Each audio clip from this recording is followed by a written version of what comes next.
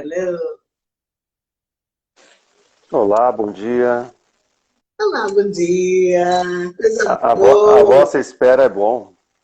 A vossa espera ficou muito português, né? Estamos à vossa espera. Lembrei de Dom Pedro II. Muito bom. Caneco, meu. Você lembrou de Dom Pedro II. Você me trouxe o quê? Para 1800, né? E ele foi pela história que eu estudei dele, ele foi um bom, foi um sujeito interessante, com muitas ideias, né? E vale até a pena estudar o Dom Pedro, porque as pessoas sabem um pouco da história dele, viu? A Cleusa ela fez uma pesquisa sobre o Dom Pedro II, por isso que eu sei.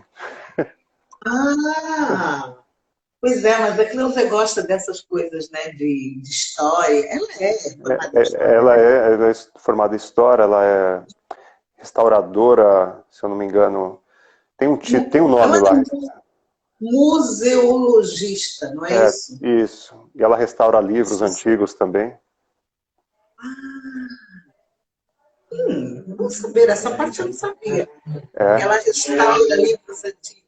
Vamos saber. muito bacana. Bom, mas ontem nós falamos do Aladim, né? Ontem foi o dia do Aladim. Aladim Ontem foi o e dia seus do gêmeos. Aladim. E os teus gênios. Na verdade, quando eu estava pensando sobre isso, eu pensei, Aladim e seus gênios. E como essa fala não é minha, é do Henrique, né? Tudo que a gente procura fora, na verdade, é dentro de nós. Eu me sentia soberana, né? Cheia de gênios. Eu falei, uau, eu estou cheia de gênios e eu não me conhecia. Vamos lá, vamos lá. Estou muito na expectativa, ou como dizem aqui, expectante pela nossa live de hoje. Eu estou. Porque, assim, é um redescobrir de nós mesmos, né? Ontem alguém me sugeriu que eu fizesse podcast, não sei quem foi. Vai ser o meu trabalho de final de semana, tá? Eu vou aprender sobre isso, porque Verdade. podcast, acho que é Foi assim que se fala. A Júlia que sugeriu. A Júlia, obrigada, Júlia. Obrigada pela sugestão. Já tinham me falado. Eu achei tão interessante que eu estava com um grupo de amigas dando umas palestras ontem. E aí uma delas fez umas figurinhas com o meu nome.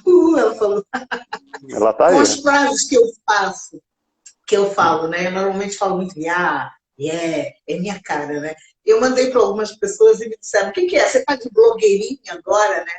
Eu falei, olha, a gente tem que se adaptar ao novo, né? Eu não sei nada sobre podcast.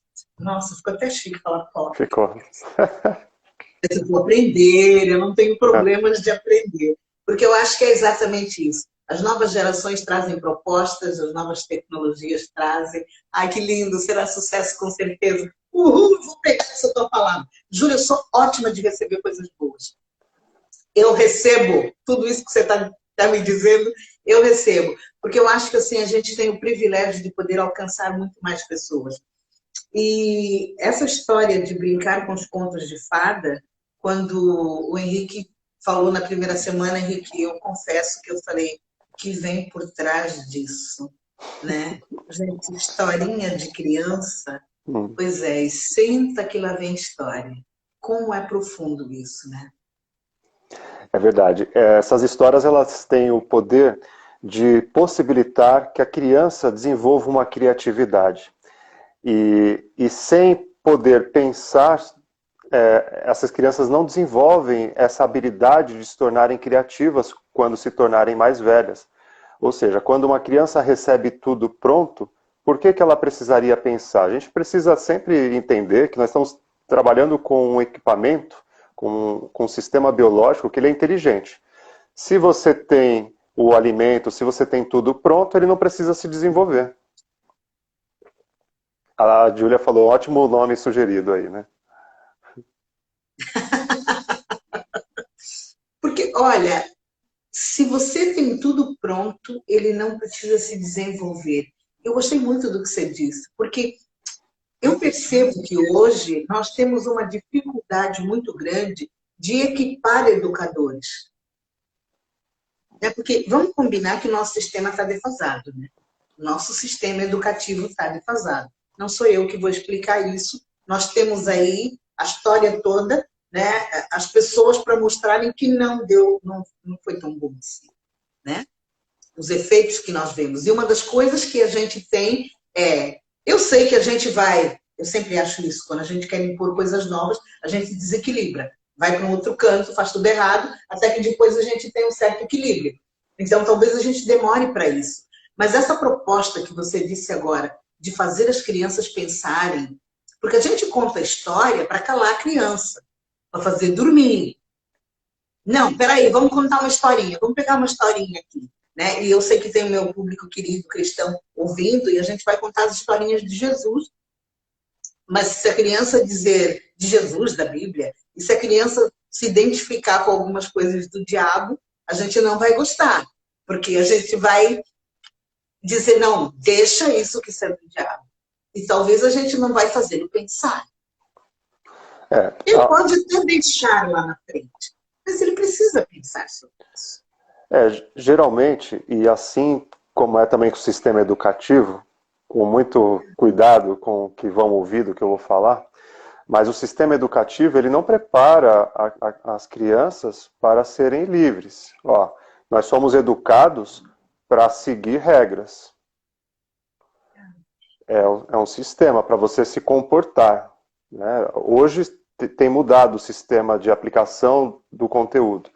Mas você senta numa cadeira, você tem toda uma ordem, né, tudo para ter um direcionamento para você ter um acesso, uma ascensão social.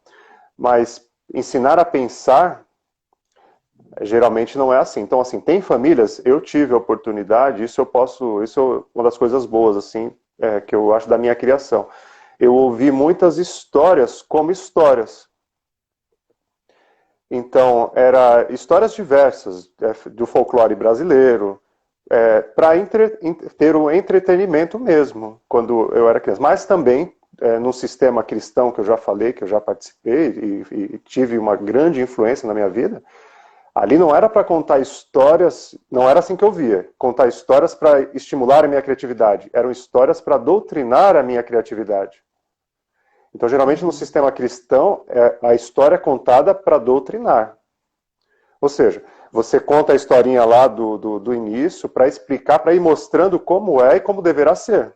Mas não como forma de, olha, existiu, por exemplo, nosso folclore brasileiro, o Saci Pererê, o boi da cara preta, enfim, histórias de lobisomem. Eu lembro que minha avó tinha uma história que eu adorava ouvir, que ela falava que quando ela vinha da Bahia, a avó paterna, ela vinha do interior da Bahia, disse que ela vinha para um trem. Se era verdade, eu não sei, mas que era interessante pensar naquilo naquele momento, por volta dos 4 anos de idade, ela falava assim, ela passava numa ponte com um trem, lá embaixo tinha uns homenzinhos pequenos. Mas é óbvio, né? Ela estava em cima Hoje, ela estava num trem alto, né, num lugar alto, e ela olhava e tinha uns homenzinhos pequenos. Mas na minha fantasia infantil, eram anões. Então, assim, era uma possibilidade de desenvolver uma criatividade. Eu adorava, avó, me conta de novo aquela história dos homenzinhos pequenos. Eu pedia, que a senhora passava. E outras histórias da minha avó materna também. Então, eu cresci num ambiente onde tinham muitas histórias, porque o pessoal veio do interior e tinha essas histórias, esse folclore do interior para contar. Então isso ajuda muito a desenvolver a criatividade. Mas é interessante, Henrique, porque assim, quando você estava começando a falar, nós recebemos uma educação para cumprir regras e tudo mais. Eu acho interessante, sim, porque eu hoje, por exemplo, não saberia pegar uma sala de aula com os alunos todos pulando em cima de não sei o quê. Eu precisaria de uma ordem para poder despejar conteúdo. Então, eu acho que essas cadeiras, essas mesas arrumadinhas e fileirinhas ajudam muito bem a gente a trabalhar, mas depois trabalhar o que vem depois. Porque, na verdade, quando eles dão feedback, o retorno do que chegou na cabeça deles, eu acho que aí é que está o cerne da questão. Porque aí eu não tenho que dizer, mas a história é assim mesmo, você não entendeu? Isso aqui é para você aprender a obedecer. Isso aqui é para você aprender a não sei o quê. Não, o que você entende dessa forma? Mas isso dá trabalho, porque nós não estamos preparados para... Não temos tempo. Hás de convir comigo que uma sala de aula com 20, 30 alunos, cada um com uma... Que assim, atrás de cada aluno tem uma família problemática ou não. E coitado do professor que passa o tempo todo. Então, assim, mas isso é problemas para a educação rever, né? Nós voltamos às nossas histórias. Voltamos. Vale até deixar talvez um tema para uma próxima vez. Quem não viu ainda o clipe, um clipe antigo lá do Pink Floyd, The Wall, o muro, né? E vai falar sobre esse sistema de educação. E isso é um clipe bem antigo. É muito interessante. Então, fica a dica. O clipe do The Wall deve ter no YouTube aí. Bom, vamos lá. Bom. Muito bom. Vamos ao nosso conto de fadas aqui. Henrique, me permite ler um pedacinho do que eu tinha lido para você e depois a gente desfruta desse Maurício. Bom dia, Maurício. Bom dia, Maurício. Seja bem-vindo. A gente desfruta dos gênios do Aladim. Gente, amei. Tem tanto gênio. Eu achei que era um gênio só. Não sei porque ele é gordo. Ontem o Henrique disse para nós que ele é chinês. Aí já temos outras questões. Vou lembrar. A história, uma das versões aceitas é que a história passa na China. A história passa na China e não no Oriente Médio, enfim, mas passa, é chinesa. É lá que passa a história, mas o nome é sim árabe, Aladim, né? Alagim. Tem quase uma Maktub aí atrás, né? Sim. Eu estava lendo nesse livro belíssimo, né, que eu fui presenteada, que eu realmente estou encantada, nessa psicanálise dos contos de fada. E eu estava lendo aqui que os contos de fada e o dilema existencial, porque, na verdade, a gente passa a vida inteira tentando entender quem é, o que está fazendo aqui, por que agimos dessa maneira, porque os resultados nos obrigam a ir para esse lugar, né? Às vezes a gente até fala, mas eu não preciso saber disso. Mas quando você está com resultados que você não gosta, você quer saber por quê, né? E quando você vai saber por quê, você é engolido. Gente, eu vi o filme ontem, o desenho. Agora eu vou... É muito grande aquela boca. Eu falei, eu não sei se eu entro. Eu acho que o medo dele de eu não sei se eu entro, eu também teria o mesmo medo, né? Mas ele disse que... Esse é um pequeno trecho que eu achei muito interessante e eu queria dividir com vocês. Nos contos de fada, né? É aqui que os contos de fada têm um valor ímpar. Porque oferecem à imaginação da criança novas dimensões que seria impossível ela descobrir por si. Mas a forma e a estrutura dos contos de fada sugerem à criança imagens através das quais ela pode estruturar seus devaneios e, com isso, orientar melhor a sua vida. Foi tão enriquecedor para mim ler isso. É um pouco do que nós estávamos falando, né? Ou seja, a história, os contos de fadas, todos esses, os Três Porquinhos, o João e Maria, Branca de Neve, Sete Anões, enfim, a Rainha Má, todos esses, e os novos contos de fada, tem agora os mais modernos, tem o Shurek, tem tantos contos interessantes. Mas você começa a assistir, um adulto percebe que tem muito conteúdo adulto, ou seja, do cotidiano. E uma criança, ela está sendo ali, de uma certa forma, estimulada, não no ambiente, não na linguagem totalmente adulta, mas ela é estimulada a pensar. Esse é um dos propósitos. Não está explícito, mas está lá, está dito. E isso vai introduzindo ela nesse mundo adulto, no momento que ela precisar disso. Muitas vezes a gente esquece. Nossa, continua olhando para os contos de fadas com olhar infantil. Olha, que lindo, que romântico. Sim, mas está tudo bem. Mas aquele conto teve importância nessa vida adulta. Teve uma grande importância. Então, eu acho que no conto do Aladim, e em outros contos, mas do Aladim principalmente, tem vários outros elementos, né? Você tem ali o feiticeiro, você tem a princesa, você tem o pai dela, você tem o pai dele que morreu. Mais uma vez, nós não temos a mãe do Aladim. A mãe do Aladim ali não... A mãe não, o pai, temos o pai que morre e não temos a mãe da princesa. Da princesa. Da princesa. Então, né, por um lado não tem o pai do Aladim, mas tem o rei, e não tem a mãe, e tem a mãe do Aladim que aparece. Então são elementos interessantíssimos. Mas, não, isso que eu ia falar. O Aladim tem uma mãe que aparece, porque o Aladim parece que é um solto na vida, né? É. Ele e o macaquinho dele, porque o macaquinho dele é... Gente, eu amei o macaquinho. E o macaquinho. Mas eu acho que o mundo do Aladim é ele e o macaquinho. É isso mesmo. Tem uma mãe que está ausente também ali. Que aparece no começo e depois ele é ele com o macaquinho e as aventuras dele pegando as coisas na vila, né? E isso é bem rico, né? Não sei se você quer comentar alguma coisa sobre essa parte do Aladim, senão eu já emendo. Olha, eu achei assim, para mim, ver em... Eu ia falar em banda desenhada, gente, falar brasileiro misturado com português, em desenho animado, né? Foi muito gratificante, porque eu já tive o privilégio de fazer dublagem de desenho animado.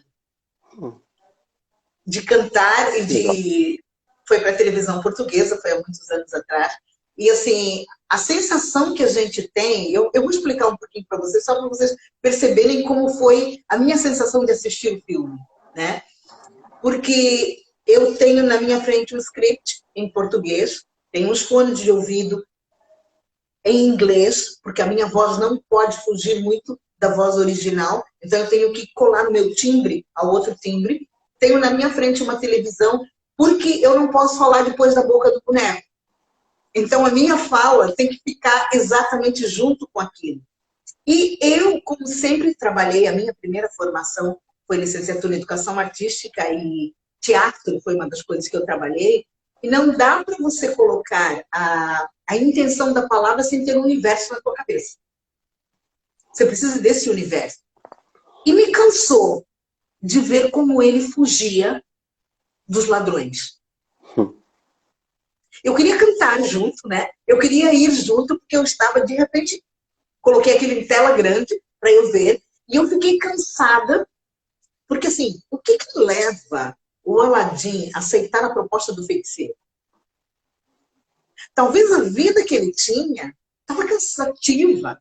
Ele corria o tempo todo. E na hora que ele senta e quer comer o pão, ele vê alguém mais pobre do que ele, pegando comida no lixo, então tipo assim, toma para você.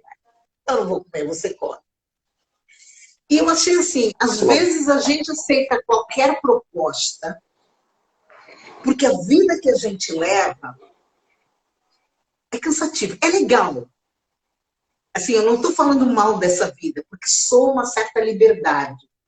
E ele se divertia pra caramba. Ele e aquele macaco dele se divertiam, assim, pulava, dizia, o macaco também resolvia, né? Depois que nós conversamos ontem, aliás, foi ótimo ter assistido depois da conversa de ontem, né? Depois que nós conversamos ontem, saber que aquele macaco são as ideias da cabeça, porque ele obedece o macaco, né? O macaco diz, ele obedece, o macaco retruca com ele, e aquele jogo que no final você fala, passa para outro filme, para outra imagem. Quando você chega na outra imagem, você tem o feiticeiro. Que aí ele vai ter que lutar para conquistar a lâmpada. Exato. Que é uma guerra para aquilo ali. E eu achei que aquilo tem muito a ver com a gente, sabe? Porque às vezes a gente diz, tô cansado dessa vida. Mas tá cansado do quê, meu filho? De brigar com macaco só, né? Porque você não chegou a lugar nenhum. Não sei.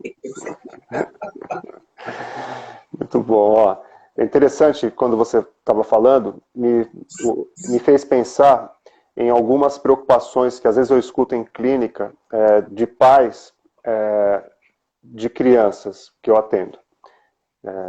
Ou seja, se o filho vai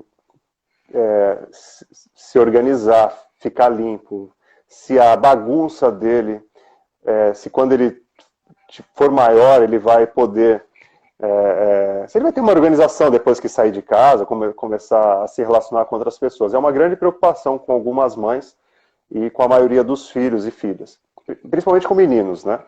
O que eu escuto.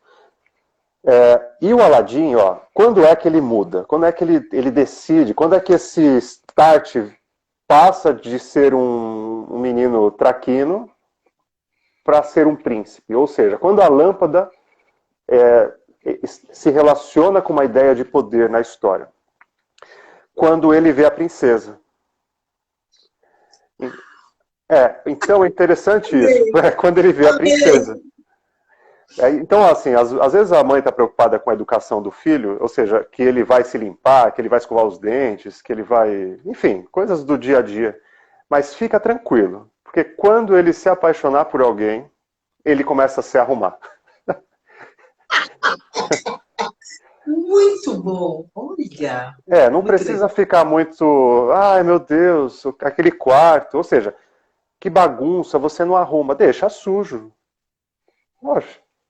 Ele arrume, ele que lute, como diz algumas pessoas, ele que lute com a sujeira lá dele. Agora, se está muito ruim lá no ambiente da casa, daí sim, os outros ambientes você tem uma intervenção. Mas quando nós encontramos alguém que nos importa, nós estamos a olhar para nós. O próprio ambiente fala, nossa, você não está cheirando bem, viu? Você não está muito legal, isso aí não pode, viu? Isso não pode. Então, o ambiente educa depois. Então, não precisa tanta preocupação. Então, o que eu vejo nessa cena do Aladim, dessa transformação desse olhar dele, é justamente isso. Quando ele bate o olho na princesa e fala, não quero mais ser esse menino sem nada, eu quero ser um príncipe. E nesse mesmo momento, aparece o feiticeiro. E o feiticeiro aparece também como uma ideia, pensando que os personagens também são um lado do Aladim, são um lado dele. Como eu vou chegar lá sendo um menino pobre? Será que a partir da magia, de uma trapaça... Porque o feiticeiro, ele está naquele enganador também. Ele assume aquele papel do mágico, aquele que vai fazer uma ilusão para conseguir algo sem ter capacidade de uma habilidade de inteligência, de trabalho, de se estruturar. Não, ele vai dar um jeito. Seria de uma habilidade humana. Ele vem com uma questão que vai surgir de uma impossibilidade que eu, como gente, fazendo. Exatamente, né? Ou seja, dá um jeitinho. Deixa eu dar um jeito para chegar lá para se me tornar príncipe. Vou enganar. Então, esse feiticeiro, ele aparece muito com uma ideia de enganador. Ele vem enganando para ter poder. Então, esse também... Será que esse feiticeiro não nos traz o nosso lado místico? Traz sim. O místico, o que nós poderíamos falar do místico? Toda vez que a gente está pensando em místico, algo que transcende a física, ou seja, metafísico, né, além do físico, mas é um pouco mais, porque a metafísica existe. É mais do que o metafísico. É algo do domínio da fantasia, às vezes até do delírio, que é esse místico, ou seja, dá o nome de algo do além, tenta encontrar soluções no além, seria o quê? Uma fuga da realidade. Então, tudo que eu não dou conta na realidade, eu vou tentar uma interpretação além, fora da realidade. Então, essa seria uma leitura dentro da psicanálise, né? De uma pessoa que tem uma habilidade eu estou vendo alguma coisa que ninguém está vendo. Isso que essa pessoa está vendo, essa voz, que as crianças também, algumas crianças conversam com esses amigos imaginários, isso é totalmente comum. E é o quê? São aquelas introjeções parentais, ou seja, aquelas vozes e pessoas adultas que estão à nossa volta, quando crianças, que vão nos introduzindo uma ideia de vida. E às vezes não foi tão bem assimilado pelo eu, pelo ego, pela estrutura psíquica. E essa voz, quando não é muito bem assimilada, ela se projeta como uma voz externa, conversando com a gente. É aquela voz, faz isso, não faz aquilo. Parece como uma voz mesmo. Porque não está tão introjetada. Está lá, mas não está totalmente. Quando a gente introjeta uma voz, ela deixa de ser fora e passa a ser dentro. Por isso que às vezes é difícil de fugir de algumas vozes que você decidiu acreditar. Ou seja, é assim que é. E não vai ser de outro jeito. Mas às vezes a gente precisa dessas vozes para ficar de pé, né? Sim. A estrutura, nós somos o que somos por causa de tudo isso e como deu conta. E como a gente costuma dizer aqui, se está vivo, deu certo, está vivo. Está vivo. Agora, pode ou não trabalhar essas questões. Então, Aladdin, ele tem muito disso, né? Essas vozes, diversas vozes. É rico mesmo. Eu tinha separado aqui uma questão que eu queria que você falasse um pouquinho sobre, com a gente, sobre a questão do superego. Lembra que ontem nós falamos dessa questão egoísta, né? Do achar que o egoísta é um cara que não é legal, porque o egoísta é complicado. Alguém falou aqui alguma coisa? Quem foi? Maurício. Foi Maurício. A escolha é um atributo da transformação da ala direita, porque seu desejo, embora pudesse ser ilimitado, mas tudo havia consequência. A aventura versus escolha de pedidos ao gênio. Uma boa questão. Tá parecendo um gaguinho aqui lendo, né? É Aladdin. verdade. Aladdin, yeah. É uma boa questão. É uma boa questão. A aventura versus escolha do pedidos ao gênio. Boa questão. Você quer perguntar antes? Daí a gente já emenda nessa questão do Maurício.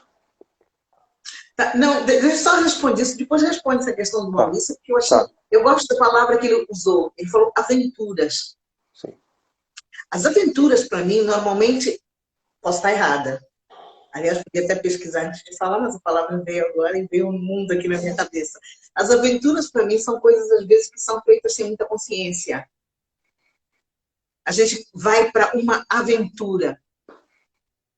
E olha, eu vou te dizer uma coisa, já fiz muita coisa séria nessa vida, você sabe que eu sou louca de serviço. Se tiver que ir para uma África da vida, eu vou. E às vezes eu preciso não ter consciência. Eu faço uma aventura, porque senão eu não saio do lugar. Então talvez seja uma aventura necessária para poder ter o resultado que eu preciso. Mas a questão que eu queria depois é você, o psicanalista, graças a Deus que você. Mas eu achei isso bem profundo, que o Maurício colocou aí. Versus os pedidos ao gênio, né? Nossa, respondeu tanta coisa aqui na minha cabeça. Eu queria que você falasse pra gente sobre superego, esse superego e esse ego, porque assim, isso numa linguagem popular é o egoísta, mas nós não estamos falando sobre isso. Quando nós estamos pensando sobre essa questão do ego, do egoísta, de pensar em si, realmente, no comum, está associado a uma pessoa individualista, uma pessoa que não pensa na outra. E por que isso foi, de alguma forma, repudiado, muitas vezes e ainda é? Porque a gente ainda pensa nisso como uma forma primitiva.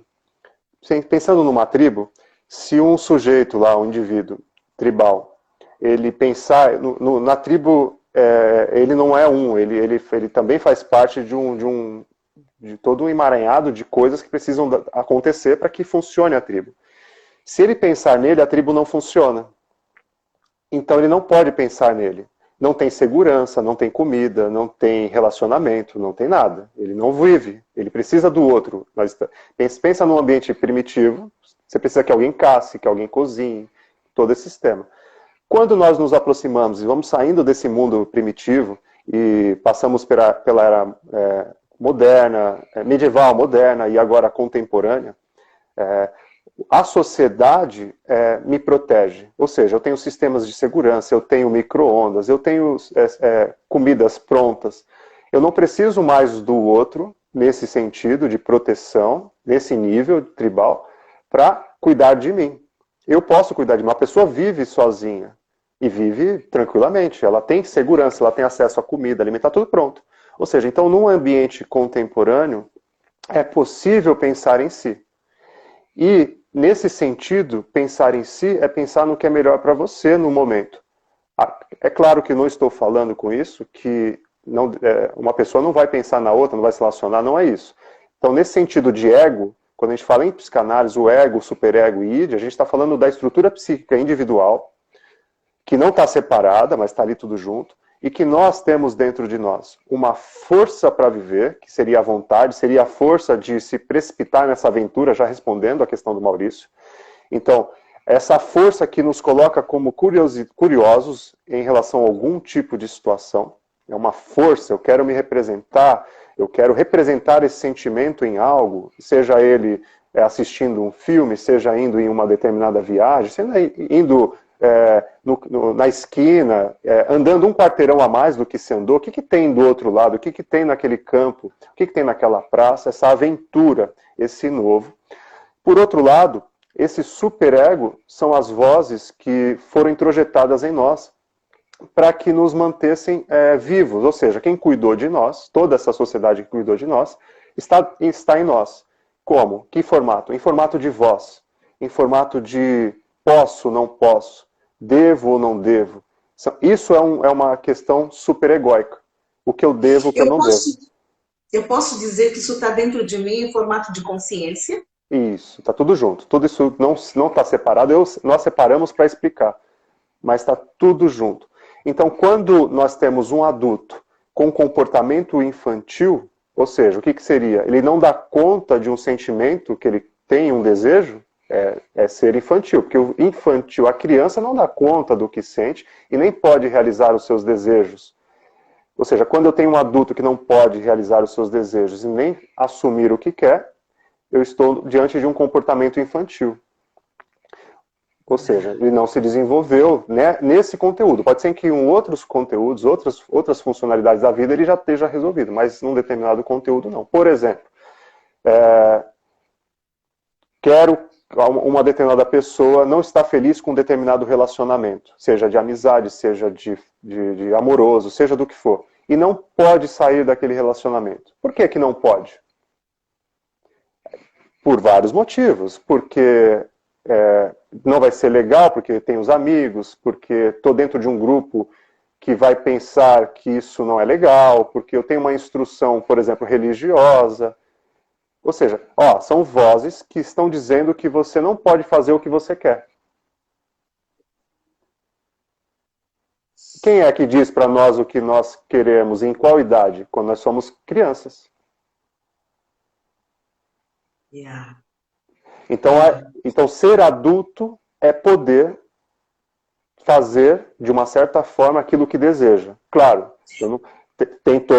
nós estamos falando diante de possibilidades suas. Eu não posso intervir na vida do outro. Isso é ridículo, né? Isso é idiotice, é pensar só em si. A palavra idiota é id, né? De si mesmo. E aí sim seria um egoísmo pensando assim... só no seu próprio umbigo, não é pensar em você primeiro. Eu vou numa viagem. Essa viagem vai ser boa para você ou você está fazendo gosto para alguém? Ou seja, pode ser uma viagem péssima, né? Porque se você for só porque o outro quer que você vá, pode ser horrível. Mas pode ter a surpresa da aventura também. Exatamente.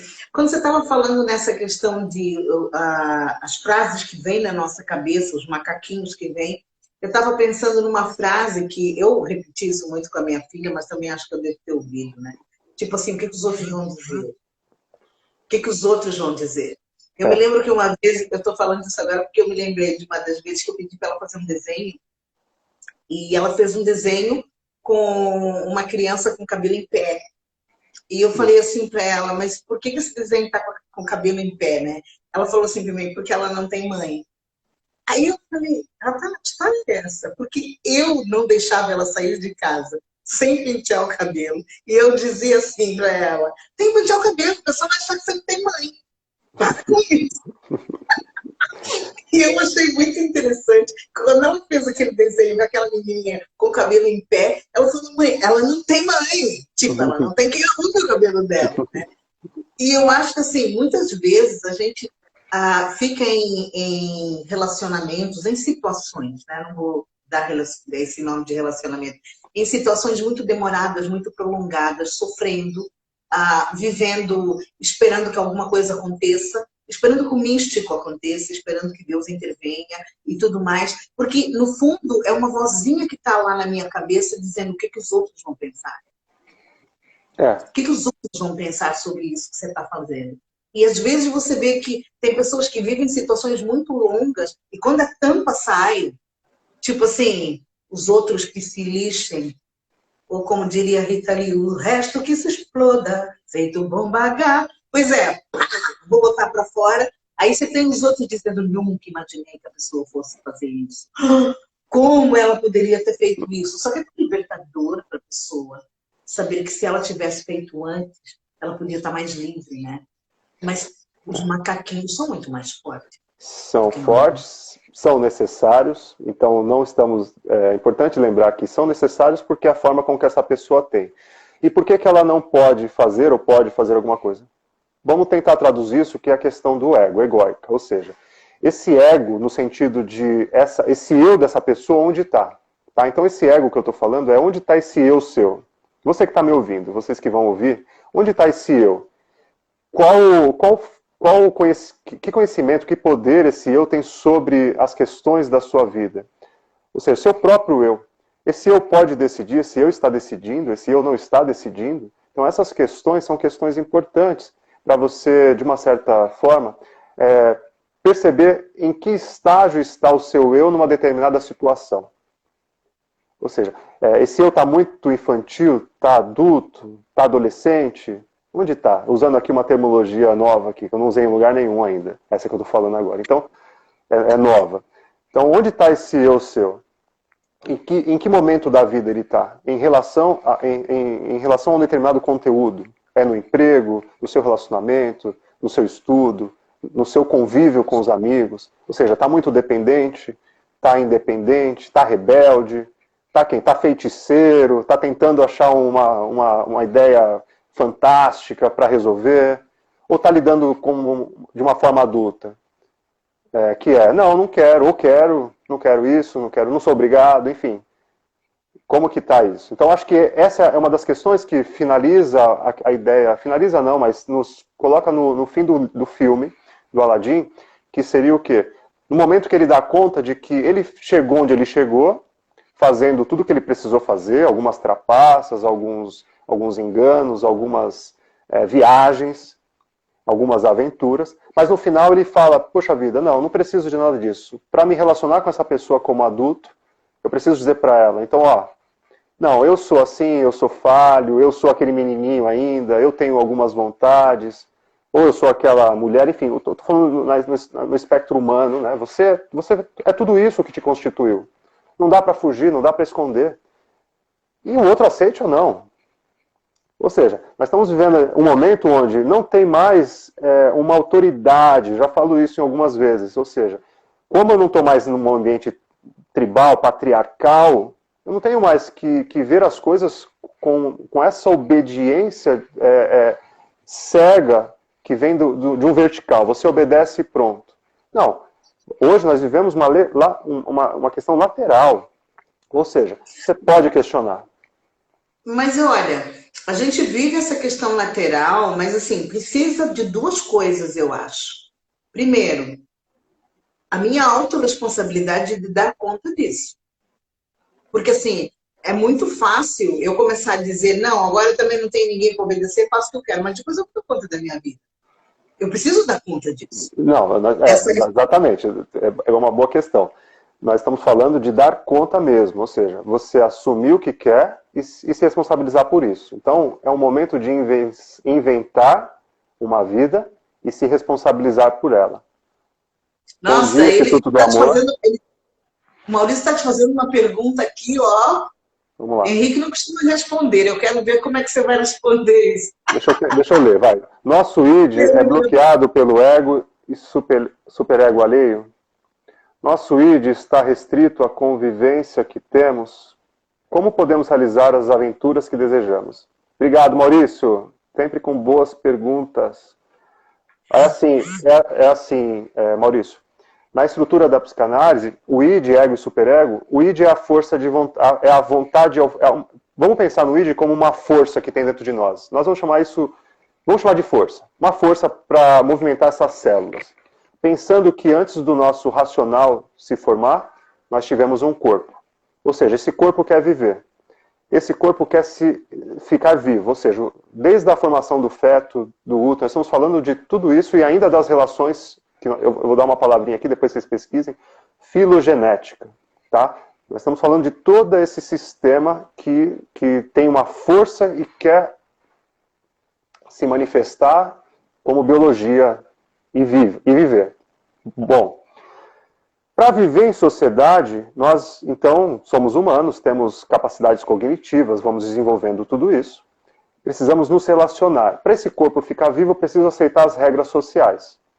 Quem vai traduzir essa vontade em primeira instância? Ó, em primeiro, então, nós temos um id, um corpo que é egoísta, que não pensa no outro, ele não tem consciência do outro.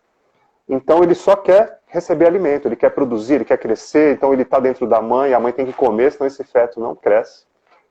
Aí esse bebê nasce com essa perspectiva, ou seja, cadê minha comida, cadê meu calor, cadê meu cuidado? Ó, egoísta, egóico, pensando em si mesmo, não tem o outro, só tem ele não sabe nem que tem o outro.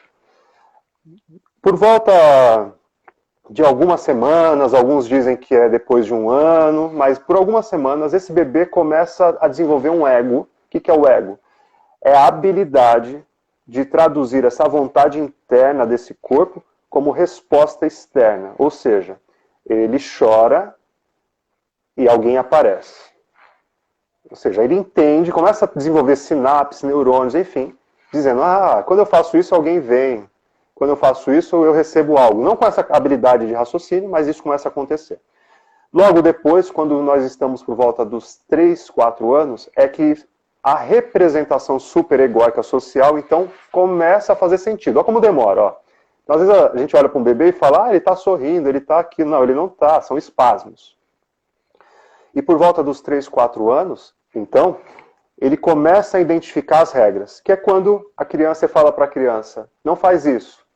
Ela olha, ela não entendeu, você vira as costas, ela faz. Por que ela faz? Porque ela não entendeu, não está introjetado. Ou seja, mas eu já falei para você não fazer isso. Falou, e ele não entende o que isso quer dizer. Ou seja, não adianta brigar, bater, não funciona, porque não entendeu. O que ele vai entender é que, se ele receber um estímulo negativo, ou seja, uma agressão, ele vai entender que aquele estímulo naquele momento é ruim. Mas isso pode se tornar outras coisas. Bom, vamos lá. Como podemos... Então, acho que essa é uma primeira parte. A segunda parte da pergunta dele nosso id está restrito à convivência que temos? E a terceira, como podemos realizar as aventuras que desejamos? Vamos lá. Então, sim, nosso id então, não está restrito exatamente ao ambiente. Ele é uma tradução do que esse ego dá conta de realizar. Porque tem algumas pessoas que, mesmo ouvindo um não, vão e fazem. Usando um exemplo muito simplista, tá? do processo todo. Mas é assim, ó, por que essa pessoa faria algo que o outro não faz? Sabe? Tem que ficar em silêncio na palestra. Né? Alguém levanta e ri.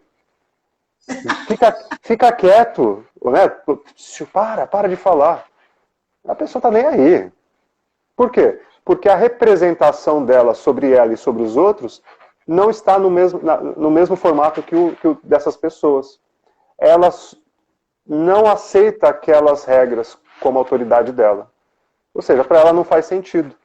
Então é uma outra construção. Então vai estar restrito de acordo com o que o seu ambiente e você entendeu que deveria manter ou não manter para ficar vivo. Tudo bem essa parte? Consegui a primeira parte. Acho que consegui falar, né? Bom, a terceira, que é a questão de realizar os desejos. Que é isso, né? Cadê? A terceira parte, como podemos realizar as aventuras que desejamos? Bom, para realizar as aventuras que desejamos, Maurício, e para todos que estão ouvindo, eu diria que nós precisamos primeiro entender se o que desejamos é o que nós queremos. Esse é o primeiro ponto.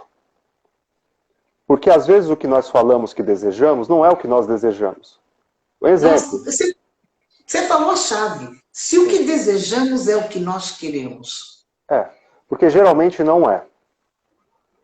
Por exemplo, vamos citar exemplos materiais próximos. Você quer um carro novo. Para quê? Enfim, vai ter uma resposta muito bem elaborada, porque cada um de nós tem uma resposta muito bem elaborada para aquilo que desejamos. Então, por exemplo, um carro novo para quê? Porque o carro novo para ter mais conforto. Mais conforto para quem? Para você, para a família, entende? O que isso vai levar? Ah, então o carro é para ter conforto para outra pessoa? É uma ideia? Porque eu vi na revista? Enfim. Será que é um desejo mesmo pessoal? Será que esse é o desejo? Então a gente tem que pensar nisso. Se o que nós queremos é o que nós queremos. Ah, quero um relacionamento X. Tem o Rodrigo Hilbert, que é o bonitão da TV. Porque ele faz comida. Ele É faz porque ele tudo. faz comida. Quero ser casado ou casada com o Rodrigo Hilbert. Né? Alguém quer casar Ele com já tem ele. mulher. Já tem então, mas né, as pessoas. Eu escuto isso na clínica direto, viu? Quero um marido igual o Rodrigo Hilbert. Tá, Ele não. mas para ter um marido igual ele, tem que ser uma mulher igual a mulher que ele tem. Ou seja, E você não é. e você não é. Ou seja, tem que ter o funcionamento daquele outro. E mesmo assim não é garantia. Por quê? Porque tem toda uma série de implicações que levaram os dois a ficarem juntos. Então são essas questões. Eu acho que devo ter respondido. Não, Abraço Novo está dizendo aqui. Henrique, acabando com a alegria das mães e pais que acham que lindinho o bebê sorrindo. É verdade, né? Obrigado, Maurício. Isso é, nossa, aquela tia que chega, né? Fala, ele só sorri comigo. então, olha, continue pensando. É, Faz tão bem a gente acreditar que ele só sorriu comigo. Então tá tudo certo. exatamente. E o Maurício falou muito. Nossa, Obrigado, foi muito, Maurício. Gosto das perguntas do muito. Maurício, viu? Também. Gosto de todas, mas o Maurício faz umas questões assim muito interessantes. Não, ele elabora bem a questão e você É, acaba por desenrolar a meada, né? Porque eu acho que isso explica muito. Eu acho que essa live de hoje está sendo muito boa, foi muito boa. Nós estamos no final. Bendito Aladim nos fez mergulhar aqui nos nossos Aladins, né? Porque afinal de contas nós somos esse Aladim. Nós lutamos com essas questões que são dele, mas são nossas, né? Quando eu, de novo, voltando àquele início, né, que você perguntou se eu queria falar alguma coisa sobre o Aladim que vivia para baixo para cima, talvez eu até tenha me identificado, porque essa sou eu, né? Estou sempre em muitas frentes fazendo muita coisa e às vezes estou cansada do quê? Quem me mandou fazer aquilo? Fiz aquilo que eu quis, porque eu achei que eu precisava fazer aquilo, mas não tenho ninguém me dizendo faça isso ou faça aquilo, né? Essa liberdade que a gente tem de ter essa autonomia, que eu acho que é belíssimo nesse Aladim aqui. É uma mistura deixa eu ver se eu não quero usar a palavra que eu estou pensando. É uma mistura do divino com o humano, né? É quase um semideus, né? Você tem toda essa questão do divino, do oculto, do sobrenatural, do que te move, que te procura, que tenta dizer com o humano as coisas que você pode fazer, né? E eu acho tão interessante, Henrique, que quem mediou a mudança foi o místico. Talvez foi o divino. Porque, assim, enquanto ele fazia as coisas que ele fazia, ele tinha sempre mais do mesmo. Roubar para comer, viver com a graça que ele tinha. Claro que teve uma mulher no meio, isso é lindíssimo, né? Se não fôssemos nós nessa vida, né? Mas, assim, diante do resultado final, ele precisou de uma intervenção do divino. sim, sim, muito importante o que você está falando e vem trazer luz para as questões e juntar, porque, de uma certa maneira, Aladim é, então, o Espírito de Deus Yeah, dentro dele. yeah, yeah. Ó, então, que é o espírito dele. Então, ainda dentro dessa questão do desejo, quando o Aladim consegue entrar em contato com esse espírito dele, dar conta desse divino nele, que está dentro, não está fora, e ele consegue sair daquela caverna e realizar coisas. Ou seja, ele dá conta, ele ganha força de realização. Ele ganha força de projetar aqueles desejos em formas expressadas, simbólicas, não só na ideia, mas fazendo acontecer. Então isso é rico. E lembrando essa questão da lâmpada, que é um símbolo usado por muitos contos do passado, e eu acho que concluindo aí, temos isso na literatura de parábolas que Jesus trouxe, outras parábolas de orientais, árabes, tem sempre a questão da lâmpada. Na Grécia, nós temos, no Antigo, o Prometeu, que traz luz aos homens, né? Então, o que é essa luz que ele traz aos homens? O que é essa alma? O que é esse conhecimento de si mesmo? Você tem uma alma, psique, você tem um conteúdo, você tem um ego, você tem força, você pode realizar, você pode fazer. Eu entrego para você a sua vida. O fogo é dado aos homens, ou seja, não tem mais ninguém tomando conta desse fogo. Toma, é seu, o que você quer fazer? Não prejudicando, acho que a gente não precisa mais entrar nessa questão, não prejudicando o outro, o que você quer fazer? Faz, o fogo é seu, a vida é sua. Então, fogo como espírito de vida, ou seja, foi te dado um espírito de vida para você viver, não para você ficar punindo os outros e trazendo dogmas para ninguém. Viver isso. Então, Aladim pega esse fogo e vive. Muito interessante, você lembrou Jesus e eu lembrei da frase que ele diz, não se pode esconder uma lâmpada debaixo da mesa. E tudo isso tem a ver com vida, que é muito dogmatizado. Tem a ver com, não pode esconder uma lâmpada debaixo da mesa. Ou seja, você tem uma alma viva. Tem uma alma viva. Vai viver. Terminando com a frase do meu amigo, a vida quer viver, né? A vida quer viver. Essa frase é do Henrique. Henrique, obrigada. Hoje foi muito bom.